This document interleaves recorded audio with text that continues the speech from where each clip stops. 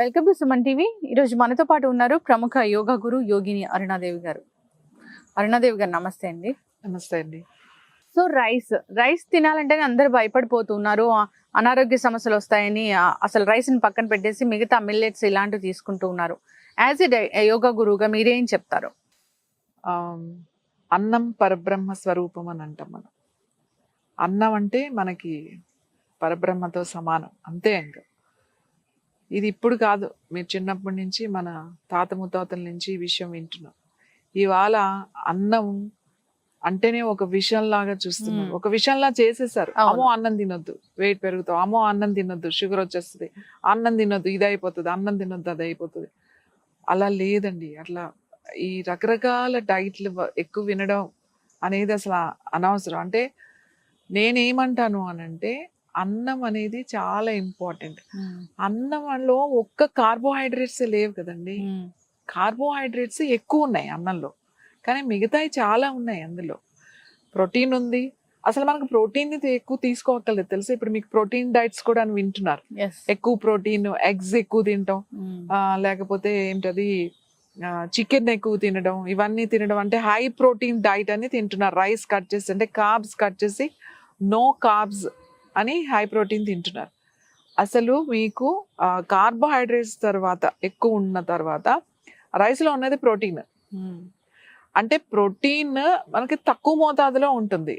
జనరల్గా మనకి protein deficiency ఏమీ రాదు, ఎందుకంటే మన వాళ్ళంతా రైస్ మంచిగా ఇంత తింటాం కదండి. పప్పు, సాంబారు, కూర, పచ్చడి అంత తింటాం. కాబట్టి ప్రోటీన్ కూడా బాగానే వస్తుంది, మనకు సరిపడగా ప్రోటీన్ వచ్చేస్తుంది, ఎందుకంటే మనం ఇంక వేరే కూడా తింటాం కదండి. అదే ఈ ఊరికే రకరకాల డైట్లు ఎక్కువ అట్రాక్ట్ అయిపోతున్నారు అందరూ కూడా. నేనేం చెప్తానంటే, మనది రైస్ బాడీస్. మనం చిన్నప్పటి నుంచి అన్నమే తిన్నాం. మీ అమ్మగారు అదే తిన్నారు, వాళ్ళ అమ్మగారు అదే తిన్నారు, వాళ్ళ అమ్మగారు అదే తిన్నారు, అందరూ అదే తిన్నారు. ఇప్పుడు కొత్త డైట్లు ఎందుకు మీరు చేస్తున్నారు, ఎందుకు అలవాటు చేస్తున్నారు? మీకు కొర్రలు తినే అలవాటు ఉందా?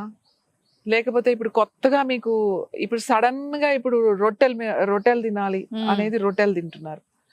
మనకు అలవాటు ఉందా ఇది? మన వాళ్ళు ఎవరు తినలేదు కదండి. మరి వాళ్ళందరూ బాగానే ఉన్నప్పుడు మనం ఎందుకు ఇవాళ ఇంత వేరే వేరే రకరకాల డైట్స్ ని అడాప్ట్ చేసుకుంటున్నాం డబ్బులు ఇచ్చి? మరి మనం ఇవి డైట్స్, ఇప్పుడు డైటీషియన్ చాలా అంటే ఎక్స్పెన్సివ్ కదండి. ఒక డైట్ ఇచ్చారు అంటే చాలా ఎక్స్పెన్సివ్. అది మీ గురించి ఇప్పుడు నేనేం ఆహారం తీసుకోవాలి అనేది నాకే అవగాహన ఉండాలి. నా బాడీ గురించి నాకు తెలుసు. నేను చిన్నప్పటి నుంచి ఏది తిన్నాను, నాకు ఏది పడదు, ఏది పడుతుంది, నాకు ఏది ఎక్కువ ఉంది, నాకు ఏది తక్కువ ఉంది, ఇవన్నీ నాకే కదా తెలుసు. ఇప్పుడు నేను జనరల్గా చెకప్ చేయించుకుంటే మీకు విటమిన్ డెఫిషియన్సీ ఏంటో కూడా తెలిసిపోతుంది కదా. సో మన డైట్ మనం కదా డిజైన్ చేసుకోవాల్సింది.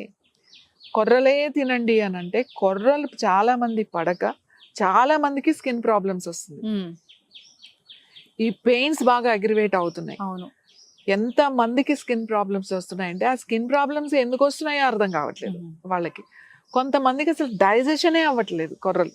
ఏ కొర్రలు కూడా ఉన్న మిల్లెట్స్ లో కొంతమందికి, అందరికీ కాదు, కొంతమందికి అవి అరగకపోయినా కూడా, అది గ్యాస్ ఫామ్ అయినా కూడా కొర్రలే తినాలని చెప్పి కష్టపడి కొర్రలు తినే వాళ్ళు చాలా మంది ఉన్నారు. ఈ కొర్రలు తిని చాలా రకాల కొంతమంది ప్రాబ్లమ్స్ తెచ్చుకున్న వాళ్ళు కూడా ఉన్నారు. ఇంకా ఇప్పుడు ఆ ప్రాబ్లమ్స్ సఫర్ అవుతున్న వాళ్ళు కూడా ఉన్నారు. నేనేమంటాను అంటే, మీ ఆహారం మీకు పడుతుందో లేదో మీ బాడీ చెప్పేస్తుంది. మీకు పడట్లేదు అనుకోండి, వదిలేయండి. ఎందుకు దాన్ని బలవంతంగా మన మీద మనం రుద్దుకుంటాం? అవును. సో ఇప్పుడు రైస్ తినద్దు అని చెప్తున్నారు. అసలు రైస్ తినకపోతే మన రైస్ బాడీస్ కదా. రైస్ తినాలి, ఖచ్చితంగా తినాలి. రైస్ లో అన్నీ ఉన్నాయి, కానీ ఎక్కువ తినకండి, మితంగా తినండి, అది చెప్పారు. రైస్ తక్కువ తినండి. మనం ఎంత తింటాం రైస్? నేను చెప్తాను. ఇప్పుడు మన పిడికిలు ఇలా బిగించాం కదా, మన పొట్ట, ఎవరు చెయ్యి ఇలా మూస్తే వాళ్ళ పొట్ట అంతే ఉంటుంది. ఇప్పుడు నా చెయ్యి నేను ఇలా మూస్తే నా పొట్ట ఇంత ఉంది. మీ పర్సనాలిటీకి మీ చెయ్యి మూస్తే అంత వస్తుంది, అంతే మీ ఆహారం. అంటే ఇంత పొట్ట ఉంటుంది. సో మీకు తెలుసా, చైనీస్, జపనీస్, నా దగ్గర స్టూడెంట్స్ వస్తారు టీచర్ ట్రైనింగ్ అలా. అప్పుడు వాళ్ళు మనం ఫుడ్ పెడితే, మేము అంత ప్రోగ్రామ్స్ చేసేటప్పుడు జనరల్గా మన ఫుడ్ వాళ్ళు ఎట్లా సర్వ్ చేసుకుంటారు అంటే, వాళ్ళ లెక్కమాట ఇట్లా ప్లేట్లో పెట్టుకుని వాళ్ళ చెయ్యి ఉంటుంది కదా, వాళ్ళ చేస్తూ ఇలా అంటారు. అంటే ఇలా అన్నప్పుడు వాళ్ళకి రౌండ్ లో ఎంత వస్తుందో అది వాళ్ళ క్యాలిక్యులేషన్. అదే రైస్ తింటారు. ఆ రైస్ లో వాళ్ళు అన్ని తింటారు. వాళ్ళు బాయిల్డ్ వెజిటబుల్స్ వేసుకుంటారు, లేకపోతే మన కర్రీస్, మన సాంబార్ అన్ని తింటారు. బట్ ఇవన్నీ ఎక్కువ ఉంటాయి. వాడు మీట్ తిన్నా, ఎగ్స్ తిన్నా, వెజిటబుల్స్ తిన్నా అవన్నీ ఎక్కువ ఉంటాయి. అవన్నీ ఇంత ఉంటాయి. కానీ లోపల రైస్ ఎంత ఉంది? ఇంతే ఉంది. వాళ్ళు చెప్పారు, ఏంటి మీరు ఇలా అంటారు, ఏంటి అని అడిగితే వాళ్ళు చెప్పారన్నమాట. సో మీరు హైట్ కదా, మీ చేయి పెద్దది కాబట్టి మీరు ఇంత తినాలి అంటే ఎవరు దానికి వాళ్ళ దిస్ మెజర్మెంట్. మా పేరెంట్స్ ఇలానే చెప్తారు, మేము అందరం ఇలానే తింటాము అని. నిజంగా కదా, అది ఇట్స్ వెరీ చాలా కరెక్ట్ అది. అందుకని మనం క్వాంటిటీ ఇది తగ్గించాలి. మనం కడుపు నింపుకోవడానికి అన్నం ఎక్కువ తినేస్తున్నాం. అంటే ఇక్కడ చాలా ప్రాబ్లమ్స్ ఉన్నాయండి.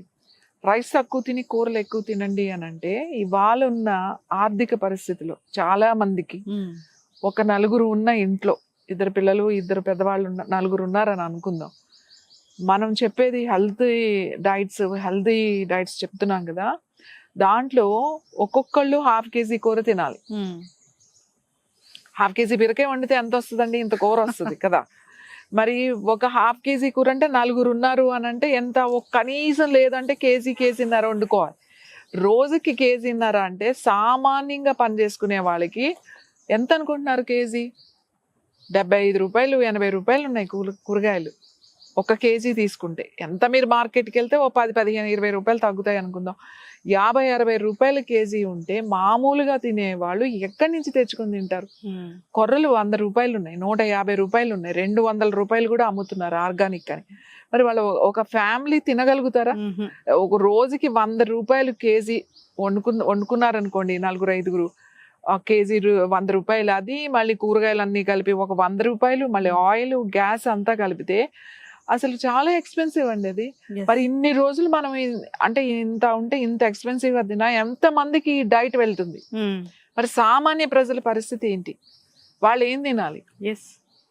ఇప్పుడు మన దగ్గర ఏంటండి, ఒక 5-6 ఉన్నారనుకోండి, కూర బీరకాయ తెచ్చుకుంటారు, మసాలా లాగానో పులుసు లాగానో ఏదో ఒకటి, సొరకాయ తెచ్చుకుంటారు, దప్పడం లాగానో ఓ పులుసు పెట్టుకుంటే ఇంత కూర అవుతుంది.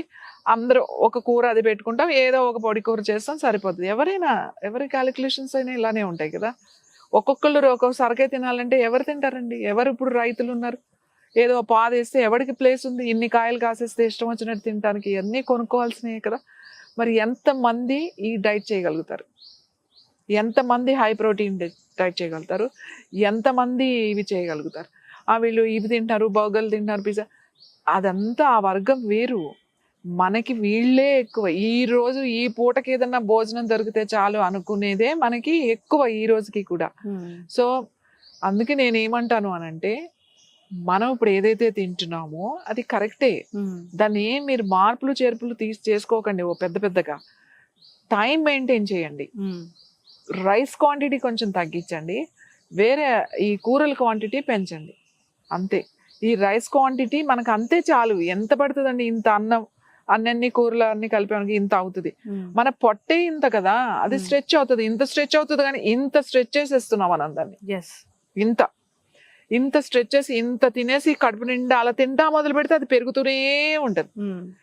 ఇంకా కొన్ని సంవత్సరాలు అయితే బాగా పెరిపో 100 అబౌవ్ అయిపోయారు అనుకోండి, మీ కెపాసిటీ ఎంత తినడం మొదలవుతుంది. సరిపోదు కదా, మరి అలవాటు అయిపోయింది కదా. So we cut it, quantity cut చేయండి. మనం ఉన్న ఆహారంలోనే మనకి ఏది దొరుకుతుందో అది హెల్దీగా తినడం అలవాటు చేసుకోండి. మనం అన్నీ మంచి, రసం మంచిది, సాంబార్ మంచిది, పప్పు మంచిది, ఆకుకూరలు మంచివి, మనకు అన్నీ దొరుకుతాయి కదండి. మనకు దొరికిన వెజిటబుల్స్ అన్నీ మంచియే. అన్నము పాలిష్ చేయకండి. తర్వాత కొంచెము మరీ దంపుడు బియ్యం కాకుండా సెమీ పాలిష్డ్ రైస్ దొరుకుతాయి, అవి తీసుకోండి. క్వాంటిటీ తగ్గించండి, టైం మెయింటైన్ చేయండి. మీకు ఎన్ని మీల్స్ కావాలో మీరే డిసైడ్ చేసుకోండి. మీ పని మీకే తెలుసు, మీకు ఎంత పని చేస్తున్నారు, ఎంత ఫిజికల్ యాక్టివిటీ ఉంది. కష్టపడి పని చేసే వాళ్ళు ఉంటారు, రోజు పొలం వెళ్ళి కష్టపడి పెడితే రోజు బస్తాలు మోసి బరువులు ఎత్తే వాళ్ళు ఉంటారు. వాళ్ళందరూ బాగా తినాలి, వాళ్ళకి ప్రోటీన్ అది బాగా కావాలి. పెట్టుకోండి, 3 మీల్స్ తినండి. పొద్దున్న చక్కగా, మధ్యాహ్నం, సాయంకాలం తినండి. ఏం ఉండవు, ఖర్చు అయిపోతుంది. మళ్ళంటి వాళ్ళు కూర్చొని 3 పూట్ల తిన్నాం అనుకోండి, మనకి మిగిలేది ఏం ఉండదు, అనారోగ్యమే. అంటే రోగి అవుతాం అన్నమాట. Yes. కాబట్టి నేనేమంటాను అనంటే ఈ రైస్ తినకండి అని చెప్పేది వినకండి అంటాను.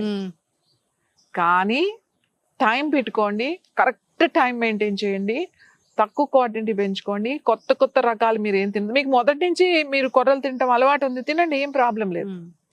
ఇప్పుడు మీరు తెలుసో తెలీదో మనకి ఇక్కడ సౌత్, ఇప్పుడు ఇక్కడే తీసుకుంటే తెలుగు రాష్ట్రాల్లో తీసుకుంటే, ఇప్పుడు ఇక్కడ తెలంగాణ ఈ ప్రాంతాల వాటికి జొన్న రొట్టెలు, చపాతీలు, రొట్టెలు అనేది బాగా అలవాటు ఇక్కడ.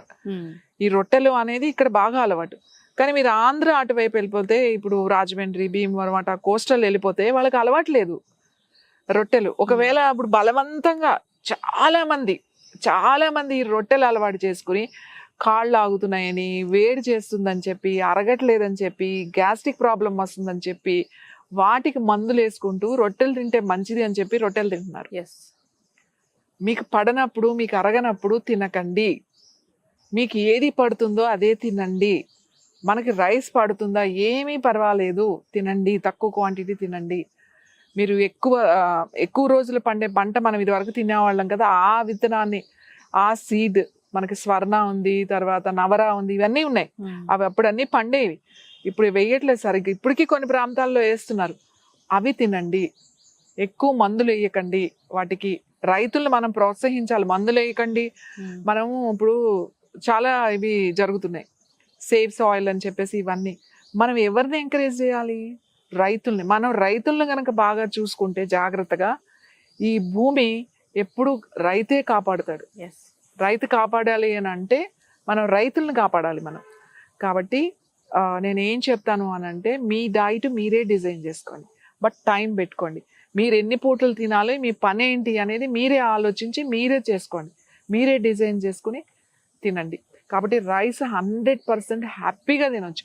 పెరుగన్నం చాలా చాలా మంచిది. పెరుగన్నం మంచి కాల్షియం ఉంటుంది పెరుగన్నంలో.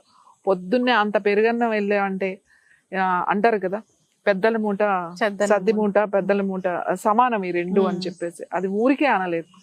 కాబట్టి మనకు అందులో కాల్షియం కోసం వేరే వేరే తినాల్సిన అవసరం లేదు. అంత పెరుగన్నం తిన్నామంటే మీకు కాల్షియం వచ్చేస్తుంది. కాబట్టి మీరు రైస్ తినొచ్చు, తక్కువ క్వాంటిటీలో తినండి, కరెక్ట్ టైం మెయింటైన్ చేయండి. ఇష్టం వచ్చినప్పుడు తినకండి, ఇష్టమైనంత.